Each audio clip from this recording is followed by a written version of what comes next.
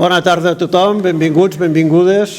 Ja hem fet una mica les presentacions a baix, però si heu arribat una mica més tard, doncs bé, avui hem fet la presentació del retaule del Ramon de Mur, del compartiment de retaule on hi ha l'escena de l'exorcisme de la princesa Sofia, i aquest compartiment de retaule ha donat peu a aquesta conferència que està dins d'un cicle de conferències sobre exorcismes.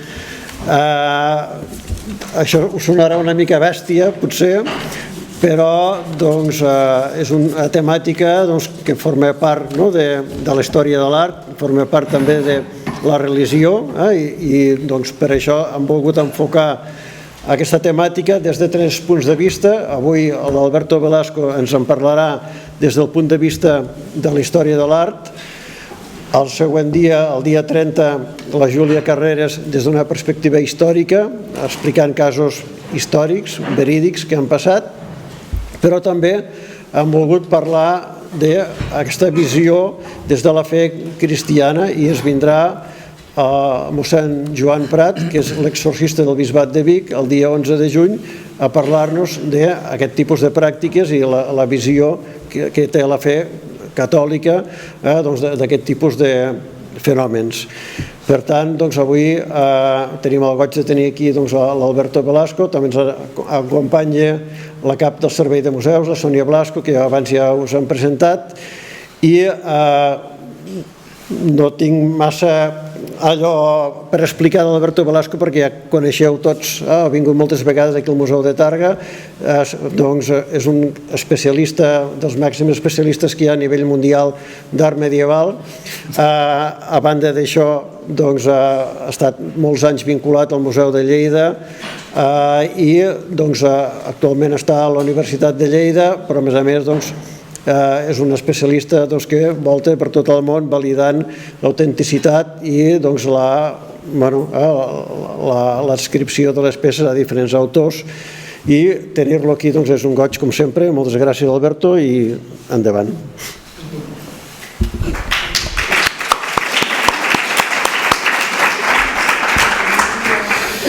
Moltes gràcies, Oriol. Bona tarda a totes i tots. Com he dit abans, un plaer ser aquí a Tàrrega. No és la primera xerrada que fa ja en aquesta sala ni en aquest museu, i sempre, si és per presentar una peça nova per a la col·lecció, doncs allò, més motiu de goig encara.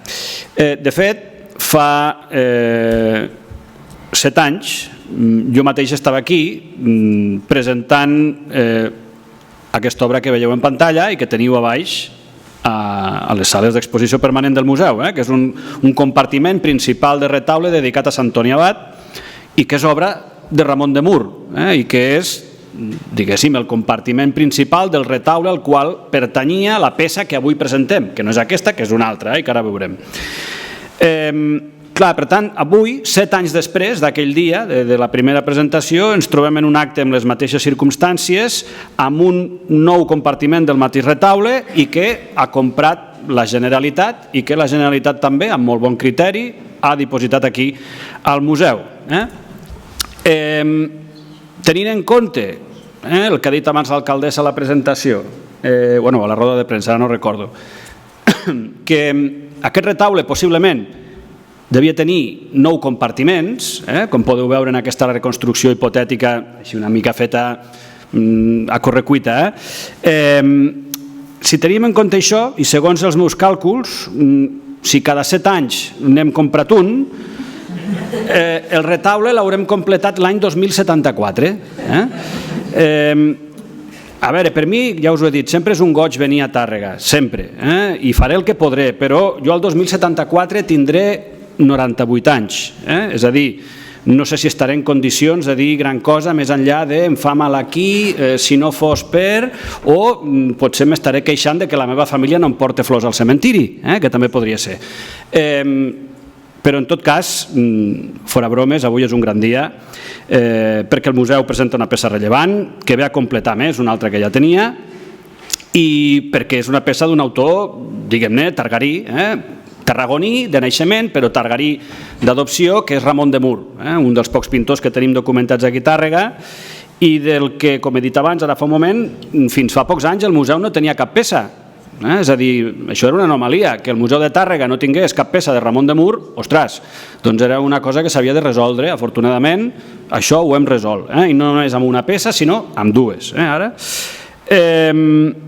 clar, és possible que si en 7 anys han aparegut aquests 2 fragments, qui no ens diu que l'any que ve n'apareix un altre, o que d'aquí 15 anys n'apareix un altre, o que no n'apareix cap altre.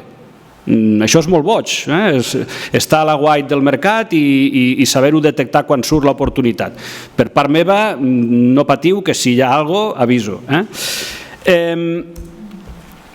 Bé, aquesta peça que avui presentem, l'exorcisme de la princesa Sofia, ja feia uns anys que voltava pel mercat. De fet, suposo que segur que aquí en aquesta sala hi ha algú que va venir a la presentació de l'altra. I no sé si recordareu que jo ja vaig parlar d'aquesta peça. En vaig parlar perquè al 2016, si no recordo malament, a mi me van arribar fotografies d'aquesta peça. Me van arribar fotografies a través d'un company, d'un col·lega de la Universitat Lliure de Brussel·les, el professor Didier Martin, que me va consultar, me va dir, escolta, m'han enviat aquestes fotos d'una peça des de Londres, diu, jo te les envio a tu, perquè és una peça catalana segur, i clar, quan la vaig veure vaig dir, ostres, això és del mateix retaule que el Sant Antoni que acaba de comprar la Generalitat per al Museu de Tàrrega. Clar, però en aquell moment, el 2016 i el 2018, quan jo vaig fer la conferència aquí per presentar l'altra, no sabíem on estava aquesta peça. Això és molt habitual al mercat. Els antiquaris, les cases de subhasta, els col·leccionistes fan circular fotos i més, sobretot, quan tenen interès en vendre una determinada cosa. Però al final, jo sempre dic el mateix, aquestes coses, és una comparació una mica bèstia, la que ara faré, els que me coneixeu ja sabeu que soc una mica bèstia també. Aquestes coses són com les persones que s'han ofegat en un pantà, que al final el cos sempre acaba sortint. Doncs amb les peces del mercat sempre passa el mateix. Aquestes peces desaparegudes, deslocalitzades, extraviades i tal, al final sempre acaben sortint. I sempre hi ha algú, xac, que ho sap veure, ho sap detectar i sap, diguéssim, fer resseguir a la peça el camí que ha de seguir per tornar al lloc on ha d'anar. Bueno, com us dic, el 2016 a mi m'arriben les fotos de la peça i llavors no torno a saber res més d'en ella fins al 2023, sí, 22-23 aproximadament, en què una galeria antiquari, una galeria que té botiga a Barcelona i a Madrid, la Galeria Bernat, m'avisen que han comprat aquesta peça i que volen que els hi faci un estudi. I va ser llavors quan vaig dir, sí, home, i tant, ja la conec aquesta peça, m'havien enviat les fotos al 2016 i va ser quan vaig fer l'estudi aquest, l'informe que abans se n'ha parlat, i a partir d'aquest estudi els de la Galeria Bernat van entrar en contacte amb la Generalitat ha comprat la peça ha vingut aquí i avui tots plegats som aquí. I aquesta és la història, així és com ha anat tot plegat. Bueno, què hi veiem? Què hi veiem a la pintura? A la pintura el que veiem és un episodi de la llegenda hagiogràfica de Sant Antoni Abat. És un miracle, el que veiem és un miracle post-mortem, és a dir, és un miracle que el sant va obrar després de mort. I és un miracle que té com a protagonista a la princesa Sofia, que era la filla de l'emperador, ni més ni menys, la filla de l'emperador Constantí. Què hi veiem? El que veiem és el cos del sant estirat en aquesta mena de fusta vermella amb 2 petges, amb 2 cavallets de fusta, el cos del sant estirat, fixeu-vos que no s'aprecia gaire bé, però és així, si mireu la peça baix en directe ho veureu millor. La pell del sant està enfosquida, és la pell d'un mort, perquè aquest sant està desenterrat, és a dir, ara us ho explicaré, és a dir, han desenterrat el cos i l'han portat davant de la princesa Sofia, que està endimoniada, que el seu pare la tenia tancada en aquella torre que es veu al fons a la dreta, amb aquella porta que s'intueix, estava tancada allí la princesa Sofia perquè cridava, perquè pegava a tothom, perquè estava posseïda, i bé, els dimonis que la van posseir van dir que això, que si els hi portaven el cos de Sant Antoni Abat sortirien del cos de la nena i la nena es guariria. Aquesta una mica és la història, així explicada molt ràpida i succintament. a l'emperador Constantí se l'identifica perfectament perquè veieu que porta una corona de rei. A la nena també i a la mare, l'emperadriu, que porten aquesta mena de toca blanca, i el dimoni, fixeu-vos que hi ha un dimoniet representat al costat de la nena, que és el moment en què està sortint del cos d'amb ella. Després hi ha dos personatges a la dreta que no són ningú, és a dir, són dos cortesans que estan fent bulto, per entendre'ns, dos membres de la cort, evidentment el sant, i res més, és a dir, és un escenari molt auster, la torre aquesta que us dic al fons amb la porta oberta, una mena de pany de muralla que serveix de fons als personatges, el fons daurat per sobre del cap del rei Constantí, de l'emperador Constantí, perdó, el fons daurat que sempre hi ha en totes aquestes pintures gòtiques, perquè agradava molt tot això del fons daurat, els que pagaven els retaules ho demanaven, fica-hi pa d'or, que llueixi la cosa. Treballat a més amb molta delicadesa, amb un punxonat, que és també una tècnica molt habitual en la pintura de retaules quatrecentista, i després aquest emmarcament de fusta amb aquest arc polilobulat amb molts arquets que també és original d'època, és a dir, també és del segle XV. Aquests emmarcaments de fusta acostumen a malmetre's bastant, a perdre's fins i tot, però en aquest cas l'hem conservat i per tant podem dir que l'estat de conservació de la peça en general és més que bo. Què més? Aquest episodi, l'episodi de l'exorcisme de la princesa Sofia, és un episodi molt, molt poc habitual en els retaules que conservem gòtics a Catalunya, de pintura gòtica, dedicats a Sant Antoni Abat. És un episodi molt rar. Com us he dit, pertany al cicle d'episodis, de miracles, que el sant va efectuar després de trobar-se el lloc on havia estat enterrat el seu cos. Aquest tipus de miracles, que van ser diversos, d'acord al que diuen les fonts textuals, el que posen de manifest és la gran capacitat miraclera, intercessora, i aquest poder sobrenatural que el cos del sant tenia.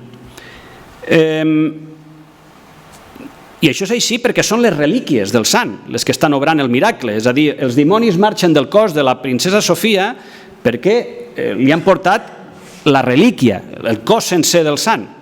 I per tant el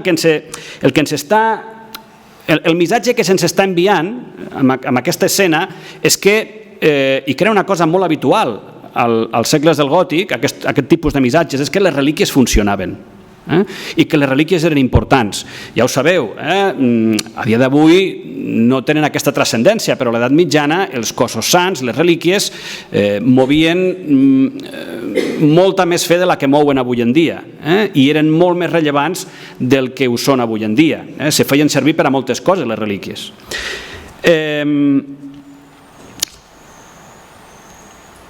A més, aquest tipus d'episodi, és a dir, el fet de portar un sant davant d'algú, un sant mort, un cos inert, una relíquia majestuosa, per dir-ho així, portar-lo davant d'algú per curar un endimoniat o per obrar un miracle no és res estrany en la hagiografia medieval, és a dir, en les vides dels sants medievals. No és propi, no és exclusiu de Sant Antoni Abat, sinó que ho trobem en altres vides de sants. És a dir, és un model hagiogràfic, un topos hagiogràfic que se'n diu en la literatura especialitzada, molt comú. Com ha assenyalat Montserrat Barniol a la seva tesi doctoral sobre la iconografia de Sant Antoni Abat a Catalunya en època medieval, que és una tesi molt interessant i que a mi m'ha anat molt bé per preparar aquesta xerrada d'avui, la majoria de fonts hagiogràfiques antonianes que parlen de la vida de Sant Antoni Abat, com per exemple la llegenda de Patres o la llegenda Mirabilis, que són les principals, aquestes dues fonts textuals se centren sobretot a parlar en la vida eremítica del sant, és a dir, la vida que va fer al desert juntament amb Sant Pau Eremita, i són els episodis, diguéssim, més coneguts en aquests receptaris d'escenes i en aquests relats hagiogràfics medievals, als textos, a les fonts. Evidentment, si això és així en els textos, en els retaules passa el mateix, Perquè al final, aquests retaules gòtics, les escenes no surten del no-res. Els pintors i la gent que dissenyava els programes iconogràfics dels retaules s'inspiraven en aquests textos. I per tant, els retaules no acaben de ser cap altra cosa que una plasmació física, pictòrica, del que diuen aquestes fonts textuals. Com us dic, aquestes són les dues fonts principals i que parlen molt d'aquesta vida del sant al desert. Però hi ha una tercera font, que és la llegenda de Teòfil, així se'n diu, la llegenda de Teòfil, que és un text que es remunta al segle XIII, és a dir, que les versions més antigues que es coneixen són del segle XIII. Aquesta font, la llegenda de Teòfil, se centra en la història, en les peripècies del bisbe Teòfil, bisbe de Constantinoble, que ell i la seva comitiva se'n van anar a Egipte a buscar el cos de Sant Antoni Abat, perquè s'havien assabentat que estava allí, i van anar-hi per recuperar el cos, desenterrar-lo, naturalment, i portar-lo cap a Constantinoble per salvar a la princesa Sofia, a la filla de l'emperador Constantí, que estava endimoniada, que estava posseïda. I això, aquesta història s'explica en la llegenda de Teòfil. Per tant, aquesta escena que estem veient aquí surt de la llegenda de Teòfil. Aquesta història, direu, bueno, clar, i com Ramon de Mur coneix aquesta història? Bueno, a Ramon de Mur li passen la informació. És a dir, aquí al darrere hi ha algú que li diu a Ramon de Mur: ei, senyor Ramon de Mur, vostè ha de fer aquesta escena, aquesta i aquesta, i ho farà així, així, així, així. Pintarà aquests personatges. Li van donar bastant mastegat, perquè evidentment els pintors no tenien uns coneixements profuns, hagiogràfics de tots aquests textos. No, si és que la majoria de pintors no sabien ni llegir ni escriure. Tinguem en compte això. És a dir, hi ha alguns que sí, però la gran majoria eren analfabets. Per tant, havien d'estar recolzats, auspiciats i aconsellats per iconògrafs, per teòlegs, per gent, capellans, que els assessoraven. Com us dic, a Catalunya hi ha testimoni de diverses fonts hagiogràfiques que parlen de l'episodi i ho sabem, per exemple, perquè es conserven alguns manuscrits medievals a la Biblioteca de Catalunya i a la Biblioteca Episcopal de Vic amb la llegenda de Teòfil i, per tant, la història era coneguda aquí. Bé, què diuen exactament les fonts textuals sobre aquesta història de l'exorcisme de Sofia? El relat ens situa al segle IV després de Crist, com us dic, en temps de l'emperador Constantí, que és un emperador que va governar entre el 306 i el 337. Aquí ja trobem la primera incoherència. Per què? Perquè sabem que Sant Antoni Abat va morir cap al 356. És a dir, si Constantí va morir el 337, hi ha alguna cosa que no lligue. Si el sant va morir cap al 356, hi ha 20 anys de diferència. Bé, és normal, és a dir, totes aquestes fonts hagiogràfiques, tots aquests textos, totes aquestes històries fallen més que una escopeta de fira, però és així, no hi ha més, i ho hem d'estudiar com és.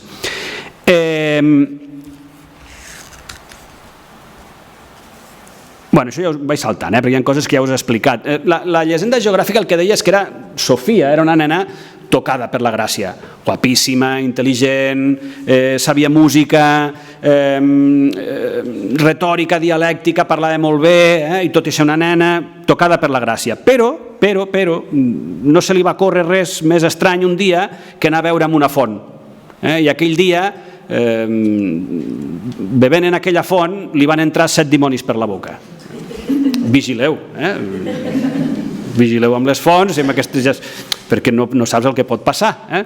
7 dimonis li van entrar a la pobreta. I bé, es va trastornar, pegava a tothom, cridava, insultava, bueno, us ho podeu imaginar, la nena de l'exorcista més o menys devia ser allò a casa de l'emperador Constantí. Fins a l'extrem que el pare la va haver de lligar amb cadenes, cordes i tancar-la per aquestes reaccions salvatges que tenia la nena. Però un bon dia aquests dimonis, aquests diables que van entrar-li per la boca mentre bevia de la font, van dir que alliberarien a la nena si els hi portaven el cos de Sant Antoni.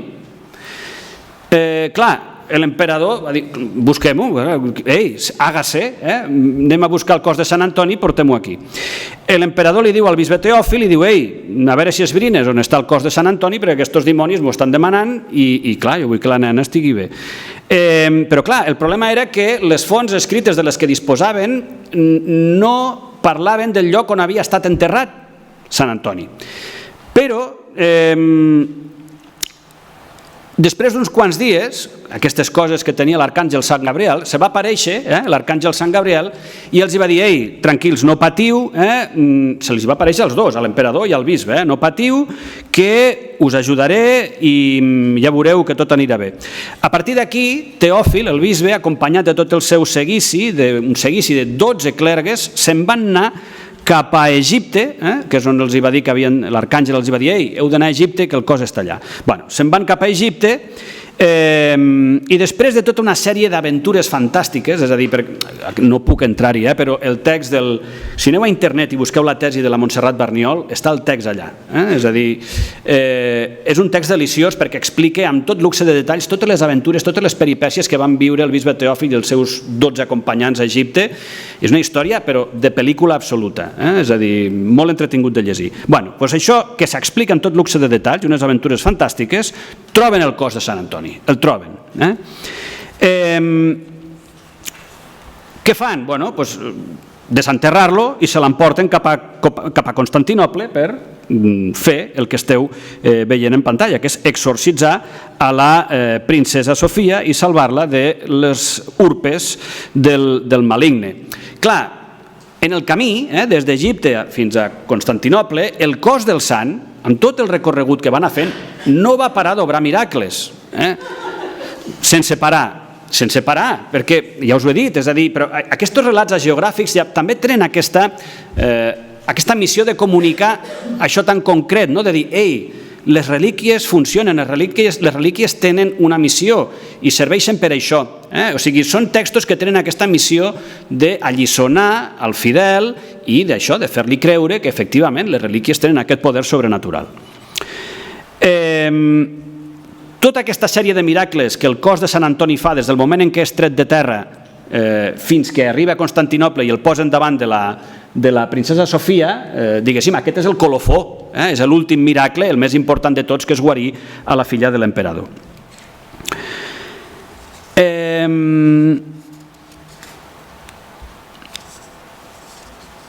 També s'ha de recordar que aquest exorcisme no és l'únic que va obrar Sant Antoni. Hi ha altres textos, altres fonts, com per exemple la vida del sant que va escriure Sant Atanasi, que ja parla d'altres exorcismes que Sant Antoni ja havia fet en vida.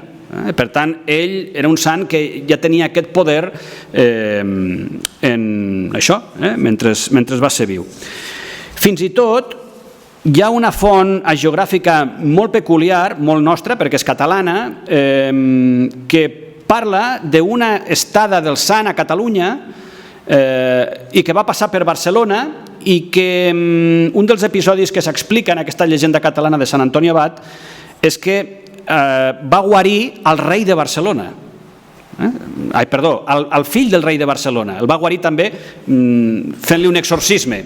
Per tant, hi ha diverses fonts que destaquen tot això, aquest poder que tenia el sant com a faedor de miracles en contextos d'exorcismes.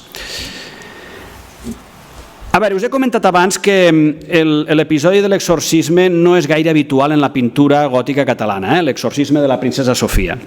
De fet, només coneixem una segona representació d'aquesta escena en un altre retaule català, però clar, és un retaule català desaparegut, que és aquest que veieu en pantalla. És el retaule que hi havia a l'església de Sant Antoni Abat de Barcelona i que va ser cremat el 1909 durant la Setmana Tràgica. Per tant, aquí en aquesta escena que us he encerclat i que la teniu en detall a la dreta, us l'he ficat així ampliada, és l'exorcisme també de la princesa Sofia. Fixeu-vos que és una composició diferent, ara comentarem similituds i diferències, però clar, fixeu-vos, en tota la pintura gòtica catalana, dues escenes.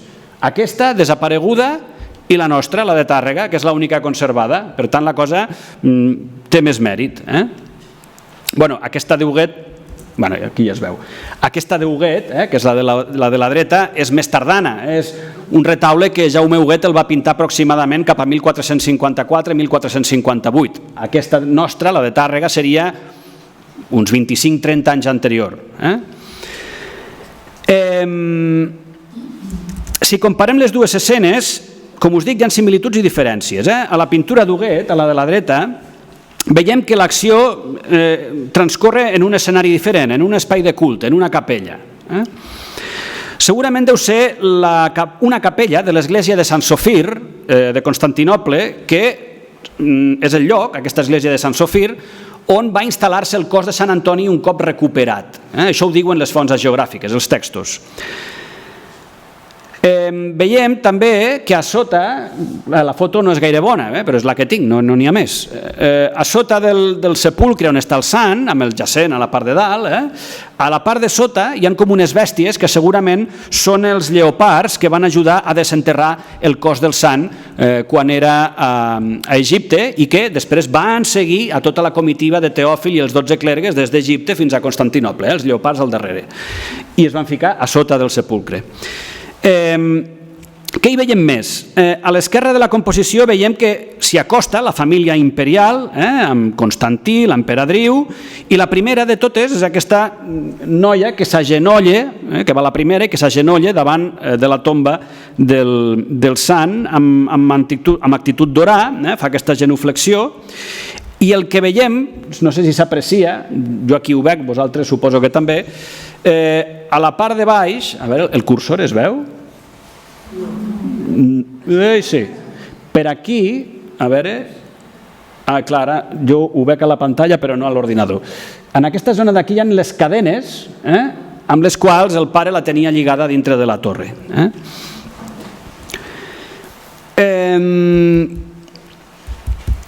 Què més?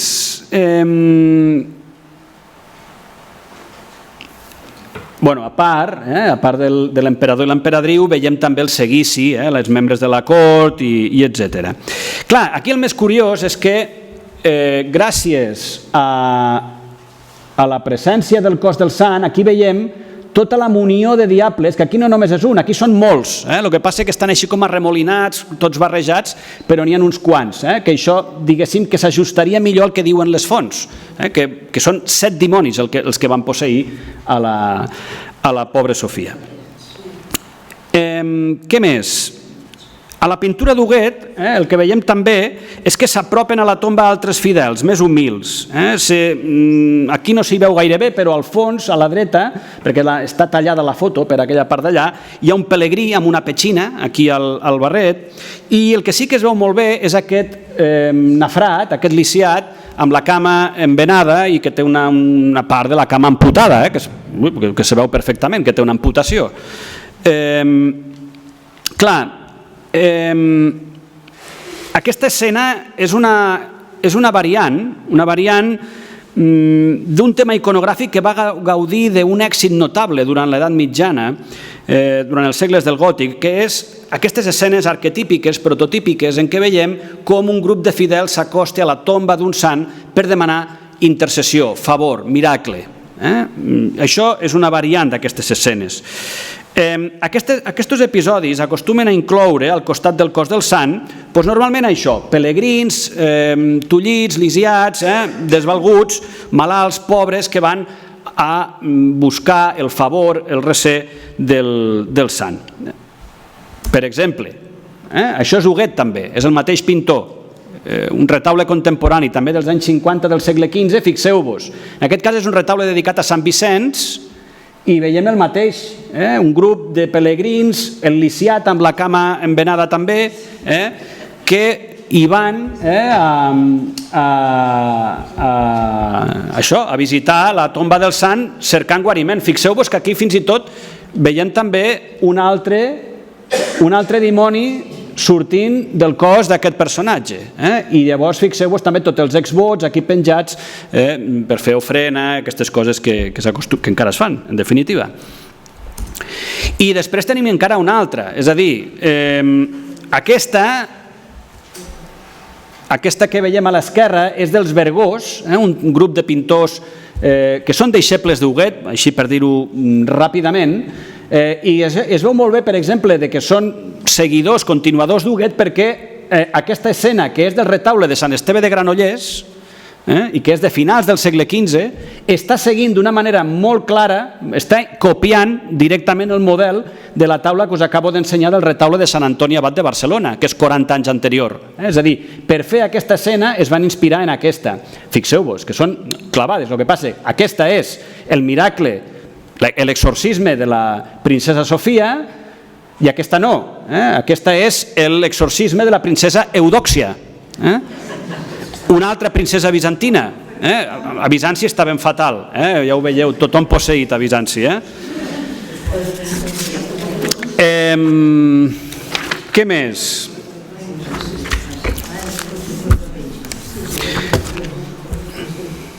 Bueno, aquestes escenes, aquests miracles protagonitzats per les relíquies dels sants, tenen aquesta missió de, com us he dit abans, destacar aquesta capacitat miraclera del sant un cop mort. Una virtut, a més, que era molt apreciada pels devots medievals. Eren imatges, aquestes que veiem, eren imatges que tenien gairebé una missió propagandística i alliçonadora, podríem dir-ho així, comunicativa, perquè eren imatges que justificaven el poder de les relíquies, eren l'explicació de per què les relíquies funcionaven, que allò, com us he dit abans, era una cosa molt fonamental en aquella societat. A veure, en el context internacional trobem alguna pintura més amb l'escena de l'exorcisme de la princesa Sofia. És el cas d'aquesta pintureta. És un fragment d'un retaule també. El pintor és Vitale da Bologna, és un pintor italià del segle XIV, 1350 aproximadament, això estem uns 80 anys abans del nostre Ramon de Mur, estem a Itàlia, estem a Bologna, és un fragment del retaule que Vitale da Bologna va pintar per a l'església de Sant Antoni Abat de Bologna. Avui les restes d'aquest retaule estan a la Pinacoteca Nazionale de Bologna, i res, és un dels pocs exemples que conservem d'aquesta escena en el context internacional. Fixeu-vos que aquí el relat és més complet. Veiem, en primer lloc, o sigui, té com dos focus d'interès, la cosa. Hi ha un primer focus d'interès aquí en què veiem com treuen de la garjola, de la torre aquesta on la tenien tancada, a la pobra Sofia, que està aquí així contorsionant-se amb el cos, que és un dels indicadors de la possessió demoníaca, i la porten cap a on està el cos del sant, en aquesta mena de cadafalc. Fixeu-vos també en el color, evidentment, aquest senyor, clar, havia estat enterrat, és a dir, que té el color que té. La porten cap aquí i fixeu-vos que aquí, acompanyada de la seva mare i el seu pare i els membres de la cort, és quan es produeix el miracle. Què s'incorpora de nou aquí? S'incorpora de nou, per exemple, la presència de Teòfil, el bisbe, que fins ara no l'havien vist. Aquí apareix Teòfil, que assisteix al miracle. Això pel que fa a la iconografia i l'escena i tot el que us he explicat. Això és la peça que avui presentem vista per darrere. Suposo que el primer que us ha cridat l'atenció són aquestes fustes, les etiquetes i aquests segells de lacre. A mi m'agrada molt mirar-me sempre les peces per darrere, molt. No és que m'agradi, és que ho he de fer per feina, és per obligació, però moltes vegades la gent me diu, vaig a una casa, a un antiquari, me diu, escolta, t'estàs mirant la peça més pel darrere que pel davant. Dic, és que pel darrere de vegades dona molta més informació que pel davant. Vosaltres aquí ara mateix, si aquí no hi ha cap conservador restaurador a la sala, que són els que podrien veure alguna cosa, segurament, més enllà de les etiquetes i dels lacres, aquests no destacaríeu res més, no? Fusta, Doncs no, hi ha moltíssima informació aquí. Mira, comencem. Per començar, veiem que el panell està integrat per 3 taulons de fusta que es van ensamblar a cantell viu. És a dir, us he marcat amb les línies vermelles, diguéssim, fixeu-vos que està la junta de cada tauló a la vora. No he ficat les línies vermelles a sobre de les juntes per no tapar-les. 3 taulons, el de la dreta més ample que els dos de l'esquerra. És el sistema constructiu habitual que es feia servir per construir retaules al segle XV. Això, canònic. Què més? Sí, fixeu-vos en les juntes. A les juntes el que trobem són aquestes, com se diu això, falques, castellà cunyes, les falques, que posaven dintre d'aquestes juntes perquè la fusta té moviments higroscòpics, és a dir, la fusta amb la calor i la humitat es mou, es contrau i es dilata. Una porta, un moble, sempre, la fusta sempre està en moviment. Què passa? Aquests moviments de contracció i dilatació el que fan és que es puguin generar esquerdes a la part del davant, a la part de la pintura. I per això el que feien amb molt bon criteri aquesta gent era col·locar aquestes falques, estic quedant sense veu,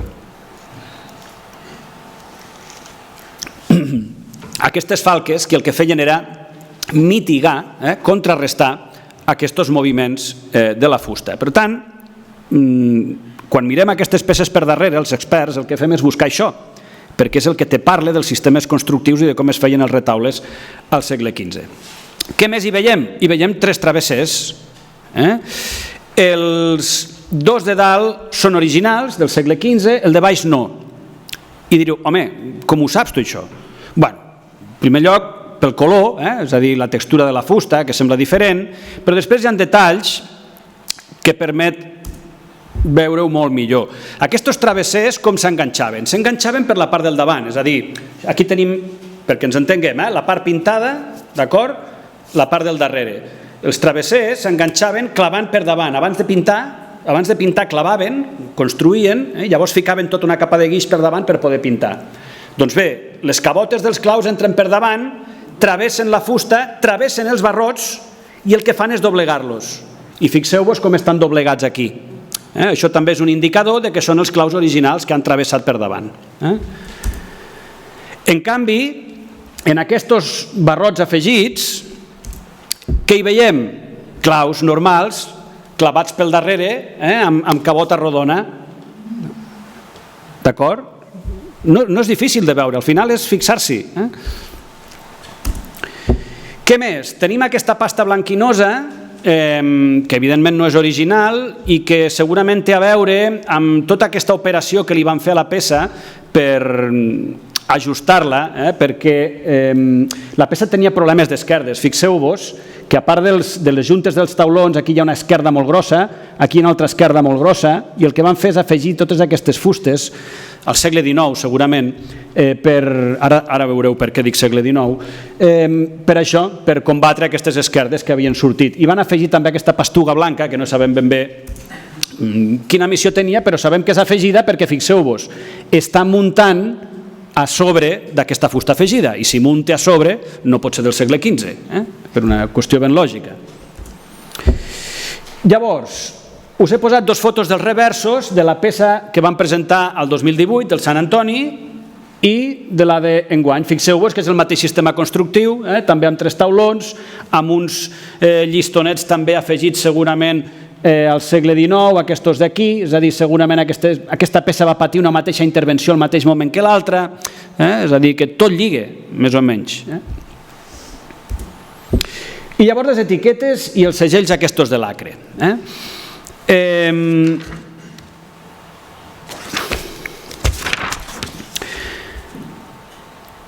Per començar tenim aquesta etiqueta que diu La Tentación de Sant Antoine, en francès. Malament, no són les tentacions de Sant Antoni el que estem veient. Això és una etiqueta, diguéssim, que algú va posar per identificar el tema del quadre. No són les tentacions de Sant Antoni, sinó que és el tema que ja hem vist. Però va molt bé perquè, clar, està escrit en francès. Està escrit en francès, el paper és antic, la lletra sembla del segle XIX, això ja ens està indicant que aquesta peça segurament estava circulant per França al segle XIX. Això també ens diu que va sortir molt aviat de Catalunya. Una altra etiqueta que diu que és de la col·lecció del comte Constant de Llambill. Clar, quan trobes aquestes dades van molt bé per buscar i per situar la peça. Evidentment vam trobar qui era aquest senyor, el propietari. O sigui, aquesta peça va passar per la col·lecció del senyor comte Constant de Llambill, que aquí us el presento, que és aquest senyor. Aquest senyor es deia Henri Constant de Yanville, va néixer a París l'any 1826 i va morir també a París el 1882. Per tant, si aquest senyor va morir el 1882 i era el propietari de la peça, això vol dir que la peça abans del 1882 ja estava a França. No sabem des de quan, però abans d'aquesta data ja era a França.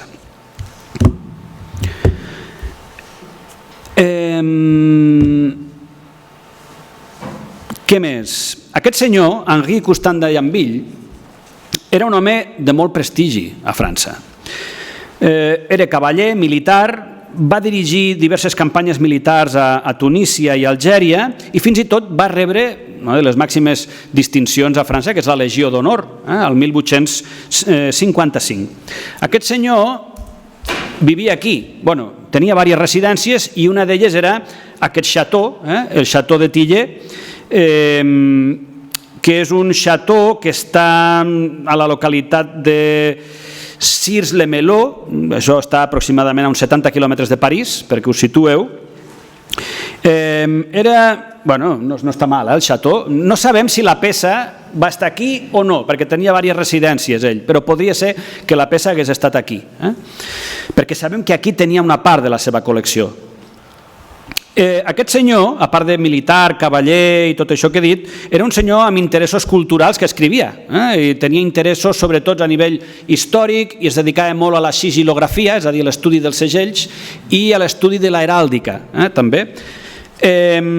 Va ser membre de diferents societats arqueològiques, en concret les societats arqueològiques de Constantin, Avesnes, la de Beauvais i la de Normandia, membre, eren com acadèmies, això, centres d'estudis locals, per entendre'ns, per fer un paral·lelisme amb aquestes institucions d'avui en dia. I per tant, diguéssim que un senyor que estava tan interessat en el món medieval, en la història, en la sigil·lografia, en l'heràldica, no ens ha d'estranyar que tingués una peça com aquesta que avui estem presentant aquí. De fet, un dels 3 segells de cera que apareixen al revers de la peça no és el mateix, és diferent però s'hi assembla, és a dir, el segell de la dreta, el que està en color, és el segell d'aquesta localitat de Cires-le-Melot, on ell tenia el castellet aquell de Tiller. S'assembla el segell amb un dels que hi ha al darrere de la peça, no és el mateix, però té el chevron, que és aquesta peça heràldica triangular. Aquest és un dels temes que s'ha d'investigar, és a dir, jo no he tingut temps encara, s'ha de veure què representen aquests segells. Pel que fa als altres 2 segells grossos que hi ha al darrere de la peça, un és aquest, que té aquesta inscripció que no sé, no he acabat de transcriure-la bé perquè hi ha lletres que em ballen, però diu sigillum, segell, Beate die Genetricis Mariae, de la benaurada Verge Mare Maria, i aquesta part segona, in runines dorfamen, no acabo de veure, aquí me fallen lletres, no acabo de veure per on va la cosa.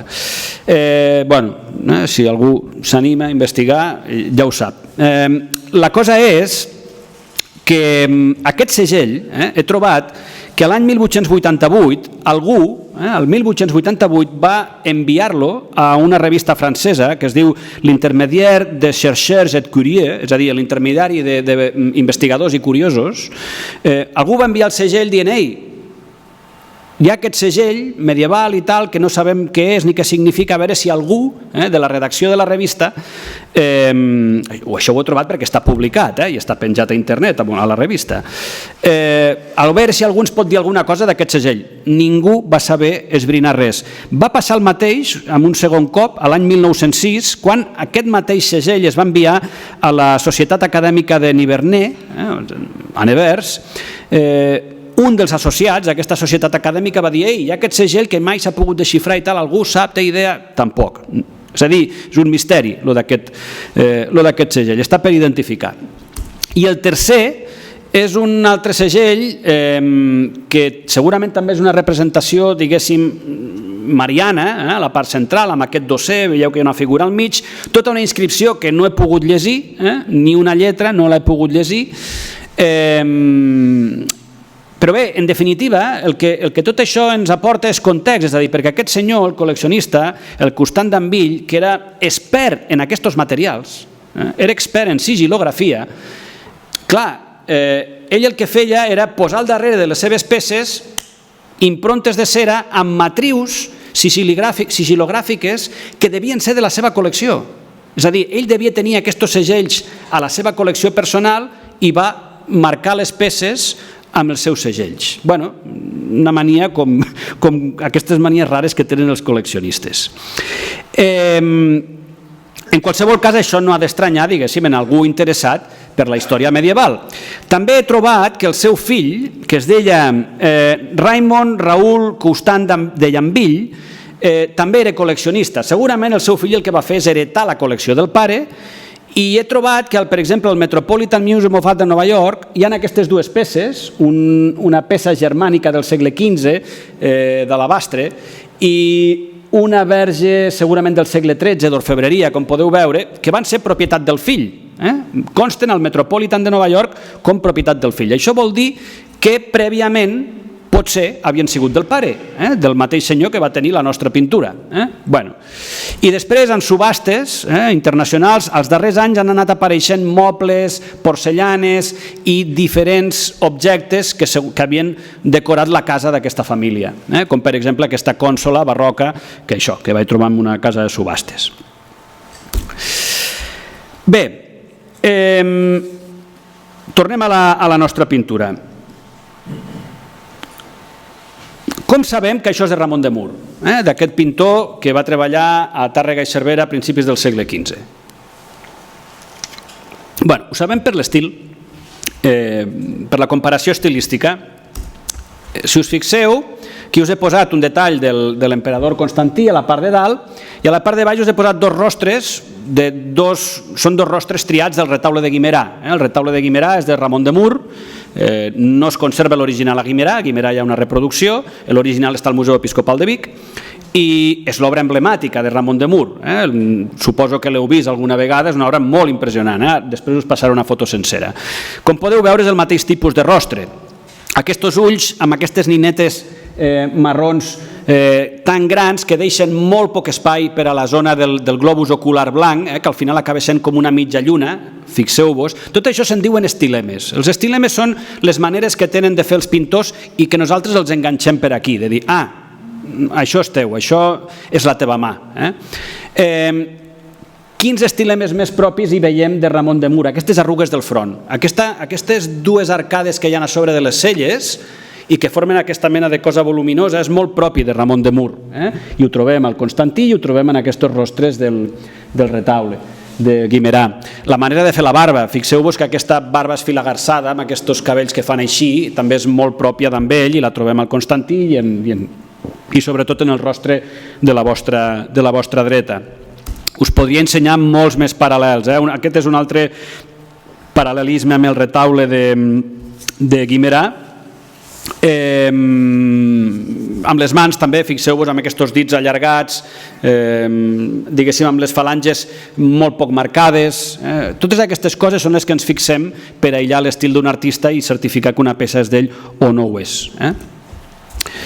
Un altre detall, això és del retaule de Vinaixa, que el retaule de Vinaixa després us l'ensenyaré. El de Vinaixa tampoc està a Vinaixa, està al Museu Diocesà de Tarragona.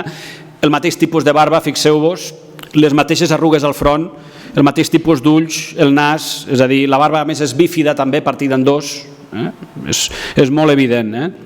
No cal ser expert en pintura medieval per adonar-se, crec jo, que estem davant del mateix pintor. Una altra comparació amb el retaule de Vinaixa, en aquest cas he agafat els dos rostres, el de l'emperadriu i el de la princesa Sofia, i el comparo amb un Sant Joan Evangelista del retaule de Vinaixa i fixeu-vos que és el mateix prototip de rostre. Fixeu-vos les celles, aquests buls aquí de sobre de les celles, les boques, tot lliga, fins i tot les carnacions de les galtones. Us podria ensenyar unes quantes més que us he posat aquí, no avorrirem el personal. Bé, com ja hem comentat abans, el fragment que avui presentem és el segon, d'aquest retaule dedicat a Sant Antoni Abat. El primer, ja ho hem dit, es va comprar el 2017, el 2018 va fer cap al museu. D'on ve aquest retaule de Sant Antoni Abat? D'on ve? Per a quina església va ser pintat? No ho sabem. No en tenim ni idea. És a dir, Ramon de Mur va treballar a Tàrrega, va tenir taller a Tàrrega i a Montblanc. Va treballar a la zona de la Segarra, l'Urgell, Conca de Barberà, Anoia, tot aquest entorn, Santa Coloma de Queralt, Sant Martí de Maldà, ara veureu les localitats on el tenim documentat. És a dir, ha de venir de per aquí. Podia ser que vingués de Tàrrega? Podia ser. Podia ser que vingués de Verdú? També, no ho sabem. És a dir, serà difícil això. És a dir, serà difícil esbrinar, a no ser que aparegui un dia un contracte, un document que digui contracte per al retaule de Sant Antoni Abat per a l'església de Verdú. Has de fer 9 escenes, una de ser el miracle de la princesa... Això els contractes es detallava moltes vegades. És a dir, que haurem d'esperar que aparegui alguna prova d'aquest tipus per algun dia esbrinar d'on ve aquest retaule. Coses interessants. Aquest retaule devia estar ocupant l'altar per al qual va ser pintat, que no devia ser un altar major, perquè és un retaule petit, devia ser un altar lateral, devia estar ocupant el seu lloc des del segle XV que va ser realitzat fins, jo crec, que el segle XVII o XVIII. No tinc cap prova, però ho sospito perquè al segle XVII o XVIII és un moment en què es renoven molts retaules, es fan molts retaules barrocs, molts d'aquests retaules gòtics s'amortitzen, es reciclen, i aquest es va reciclar. Com ho sabem que es va reciclar? No sé si us heu fixat que en la taula de Sant Antoni, a la part de baix, hi ha això d'aquí. A veure si surt ara. Ho veieu això? Sabeu què és això? Una gatera, sí senyor. Ben vist. Això és una gatera. És molt habitual. No és el primer, ni l'únic, ni el segon, ni el tercer retaule que em trobo, o compartiment de retaule, reaprofitat com a porta i amb forat de gatera. Si aneu al Museu de Lleida en trobareu 2 més, al Museu de Lleida. Això què vol dir? Vol dir que el retaule es desmunta i que les peces, com a mínim la central, es reaprofita com a porta. Això vol dir que segurament, possiblement a la mateixa església, amb una sacristia, amb un quarto de mals endreços, i que la resta de compartiments devien quedar donant tombs per allà per l'església. Això és molt habitual. Retaules desmuntats, mal guardats i que després, al segle XIX, es venen. Clar, aquest retaule el que va passar és que algú devia passar per l'església X al segle XIX, no sabem quan, 1850, 1860, 1870, van vendre els trossos i abans del 1882 sabem que ja estaven a França aquests fragments, per lo que us he dit d'aquest senyor que va morir el 1882. Això, clar, com devia ser aquest retaule? Jo me l'imagino així a partir d'aquests 2 fragments. Per què? Perquè tenim el compartiment central que ja ens marca una mica quina és la dimensió general del retaule, sabem que tots aquests retaules a la part baixa tenien una predel·la, aquest fris corregut en què normalment hi havia representacions de sants o escenes de la passió, sabem, gràcies a la peça que avui presentem, que tenia segurament 4 compartiments narratius, 4 o 6, sí, 4 o 6, dubto, però jo crec que siguin, jo diria que són 4 per les dimensions, i sabem que hi havia al cimal, al remat de dalt de tot, una representació del Calvari, que és el que habitualment s'hi posava a dalt. Doncs bé, a partir d'aquests 2 fragments podem saber com era el retaule. Si us voleu fer una idea més aproximada, doncs el retaule de Vinaixa, de Ramon de Mur. Aquest és el retaule que el picapedrer Pere de Ferrerons, el 1420, va pagar per a l'església de Vinaixa. Aquest retaule és molt important aquest retaule perquè és el retaule que ens va permetre conèixer l'estil de Ramon de Mur.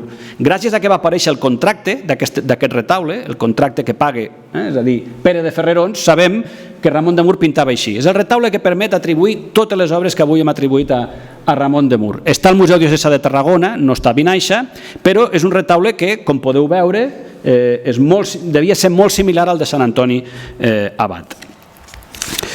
Vaig acabant, us ho prometo. Què més? Això és una foto d'una etiqueta de transportista que hi ha al darrere de l'altra peça, del Sant Antoni.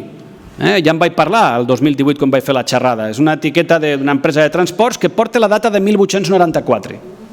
Per tant, ja ho veieu que ens estem movent en aquestes dates que us dic. És a dir, al segle XIX aquests fragments ja estaven circulant per França. Clar, això no us penseu que és tan habitual. És a dir, el gran moment en què els retaules medievals de Catalunya, del nostre país, es comencen a vendre i comencen a circular per tot el món, que ja sabeu que això va passar, això és a principis del segle XX, sobretot anys 10-20. Veure al segle XIX peces catalanes circulant ja pel mercat francès no és habitual. Per què? Perquè no era una pintura, la nostra pintura medieval, que ara és molt apreciada, en aquell moment no ho era. És a dir, el que circulava al mercat a França al segle XIX era el que buscaven els col·leccionistes, i els col·leccionistes no buscaven pintura gòtica catalana. Per començar, perquè a finals del segle XIX ni els col·leccionistes catalans gairebé encara apreciaven la pintura gòtica catalana i ni tampoc els museus catalans. Estem en el moment en què tot això està naixent. I per tant, aquest retaule va sortir en un moment molt reculat, molt antic.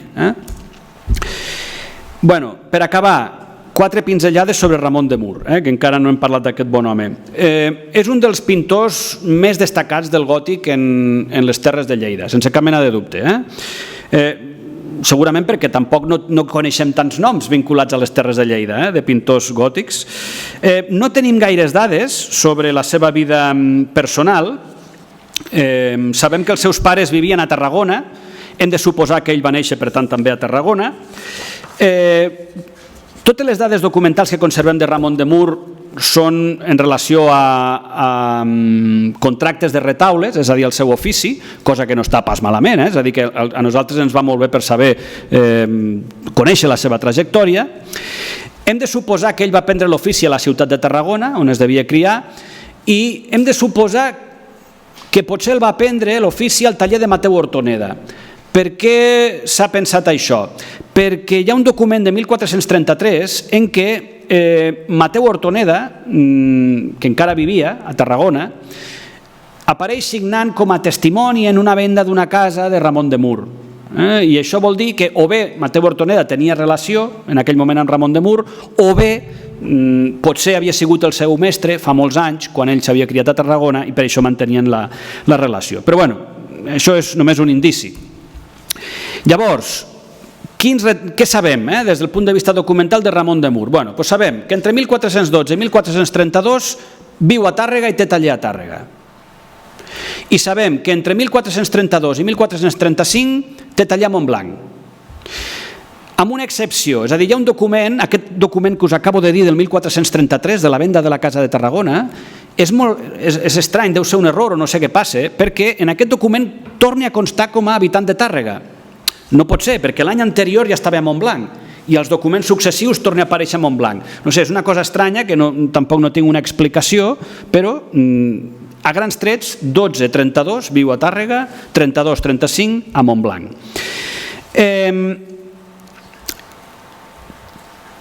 La documentació que ens diu, quines obres documentades? Doncs tenim, primer, totes aquestes obres, menys la de Guimerà i alguna més que us diré, són obres que no hem conservat, que les coneixem per documents, perquè conservem els contractes, perquè ja sabeu que quan se volia fer un retaule la gent agafava el pintor, el mossèn i tal, se'n anaven al notari i feien un contracte. A l'edat mitjana no eren tontos, anaven al notari molt més que nosaltres, però molt més.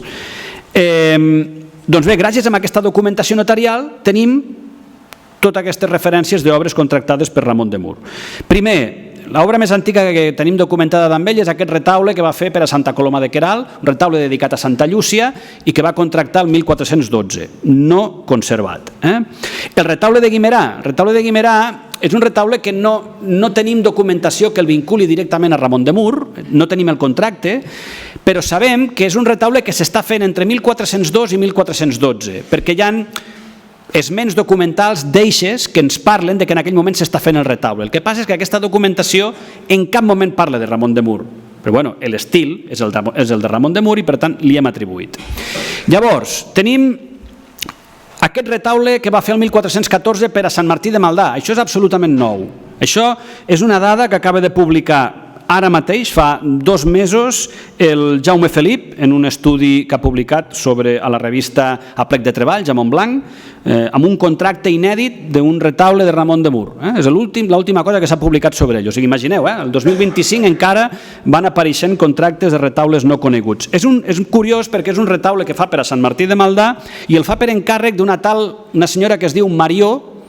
bueno, millor dit, el fan fer els marmessors d'aquesta Marió, que era la vídua del noble Bernat de Boixadors.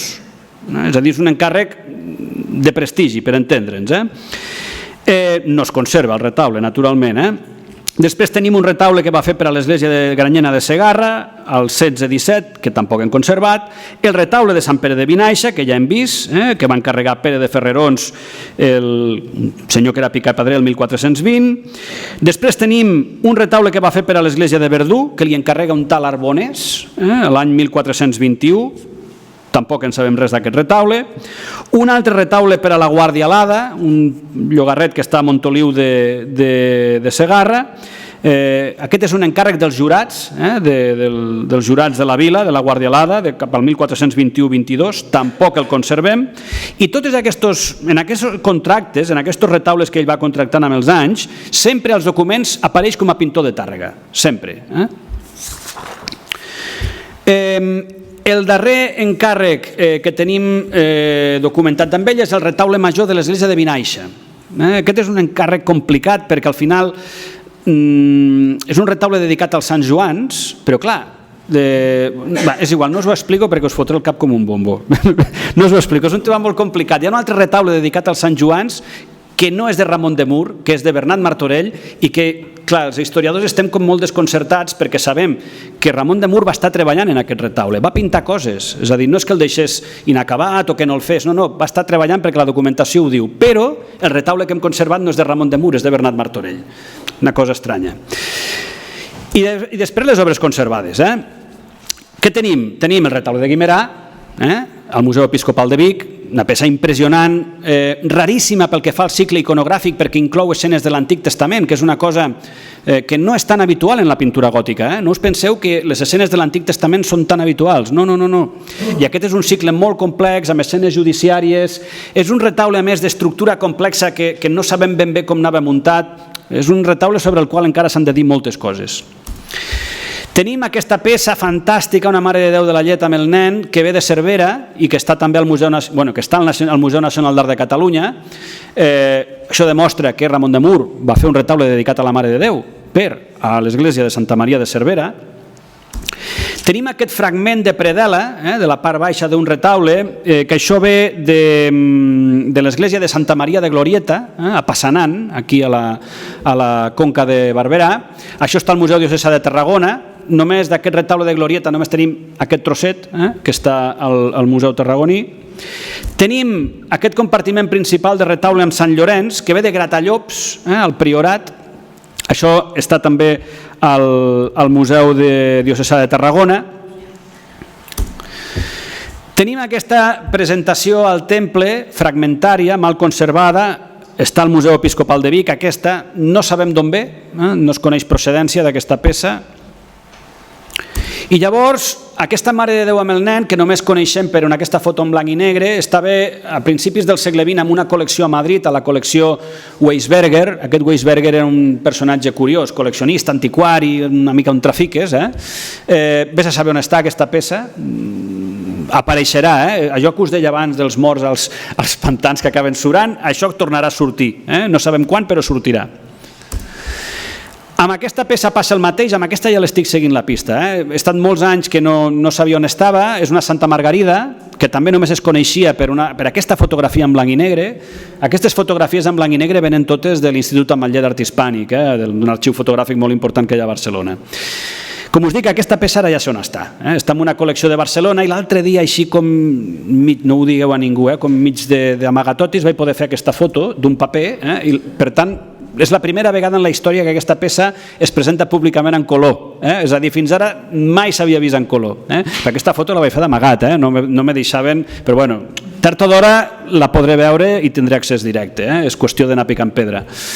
I què més? I les últimes peces que es coneixen d'amb ell són 4 tauletes petitones, que són els entrecarrers d'un retaule, és a dir, unes tauletes que anaven entre els carrers d'un retaule, són 4 petites, que estan a la biblioteca Lambert Mata de Ripoll. Aquest senyor Lambert Mata era col·leccionista i no sabem com van arribar a les seves mans aquestes 4 tauletes, de les quals us en mostro 2.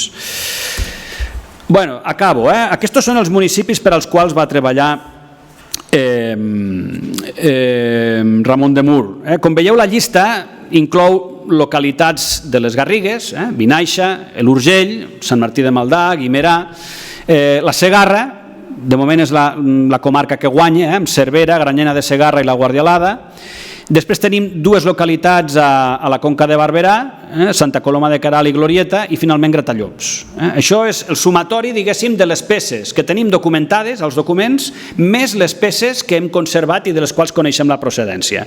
Això ens dibuixa el mapa d'activitat laboral de Ramon de Mur, és a dir, per on es movia. Què més? Res més. La compra, en definitiva, d'aquestes dues taules és una molt bona notícia, com ja he dit abans. És una gran transcendència per al Museu de Tàrrega, per als targarins i per als catalans en general. És a dir, no exagero amb això, perquè és un artista important del que convé allò recuperar la memòria i diguéssim, i més en llocs com Tàrrega, que és on va estar establert i on va tenir el taller durant 20 anys, i res, felicitar-nos d'això, de que fins fa pocs anys no teníem cap peça a Tàrrega de Ramon de Mur, ara ja en tenim dues, i a veure si abans del 2078 o no sé quan he dit abans, al principi acabem de completar el retaule i en podem comprar alguna més. Gràcies.